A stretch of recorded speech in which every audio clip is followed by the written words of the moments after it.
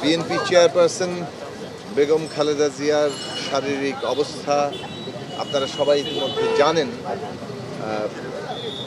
আমি আজকে আমাদের দলের নেতৃবৃন্দ আমরা বিএনপি চেয়ারপারসনের শারীরিক অবস্থার সর্বশেষ খোঁজখবর নিতে এসেছিলাম। তাঁর যারা চিকিৎসক আছেন, বিশেষত বিএনপির স্থায়ী কমিটির সদস্য ডক্টর এজেডএম জাহিদ ভাই আছেন, সাথে ডক্টর শাহাবুদ্দিন সেখানে সার্বক্ষণিকভাবে তার চিকিৎসার তদারকি করছেন। তাদের বক্তব্য হচ্ছে যে তিনি তুলনামূলকভাবে স্টেবল আছেন। গত কয়েকদিন যেভাবে ছিলেন তার বিভিন্ন ধরনের চিকিৎসা চলছে, ইনক্লুডিং ডায়ালিসিস। এই মুহূর্তেই তার ডায়ালিসিস চলছিল।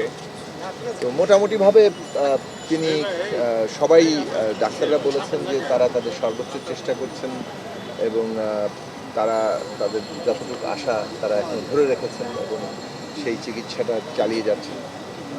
সবাইকে দোয়া করার জন্য তারা বলেছেন, কেননা এটা তো সারা দেশবাসী আসলে উন্মুখ হয়ে আছেন। বেগম খালেদা জিয়া, যাকে বাংলাদেশের মানুষ দেশনেত্রী হিসেবে অভিহিত করেন, বিশেষত গত 15 বছরে যেভাবে তিনি নির্যাতন, কারাভোগ, এই সমস্ত কিছু মোকাবেলা করে ফ্যাসিবাদের বিরুদ্ধে লড়াইয়ে মানুষের আশা ভরসার কেন্দ্র হিসেবে ছিলেন। তিনি একটা নতুন উচ্চতায় গিয়েছেন। তিনি সাবেক প্রধানমন্ত্রী, বিএনপির চেয়ারপারসন, স্বৈরাচার বিরুদ্ধে লড়াই করেছেন, সেগুলো তো আছেই, কিন্তু গত 15 বছরে তার লড়াইয়ে যে উচ্চতায় তিনি পৌঁছেছেন এবং বিশেষভাবে অভ্যুত্থানের পরে বাংলাদেশের গণতান্ত্রিক রূপান্তরে এখন তিনি অন্যতম কেন্দ্রীয় জায়গায় আছেন।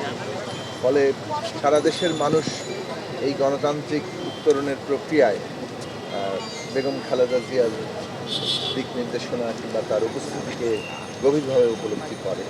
ফলে সবাই আমরা মনে করি যে সারা দেশবাসী তার জন্য দোয়া করা দরকার, আর দোয়া করছেন এবং আশা করি দেশের মানুষের ভালোবাসায়, দোয়ায় এবং চিকিৎসকদের অবশ্যই সার্বক্ষণিক যে চিকিৎসা চলছে তিনি সুস্থ হয়ে আবার ফিরবেন, আমরা সে আশা করি।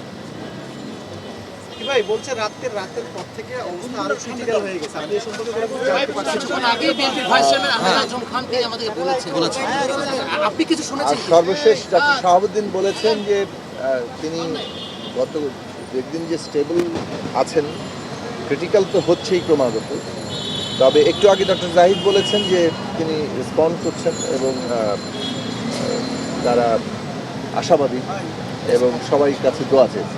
কিছুটা উন্নতি বলা যায়, মানে আসলে এটা ডাক্তাররাই বললে ভালো হয়।